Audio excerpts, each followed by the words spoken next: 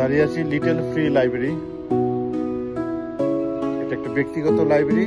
ব্যক্তি যতই ছোটই হোক না কেন, উদ্যোগটা মহান।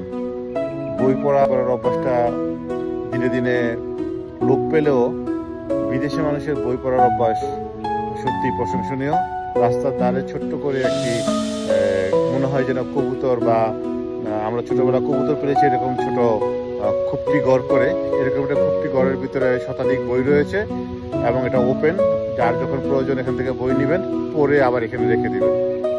বইয়ের প্রতি যে প্রেম, এটা আসলে আমি ইউএস বাসীর বইয়ের প্রতি প্রেম দেখে সত্যি মুগ্ধ।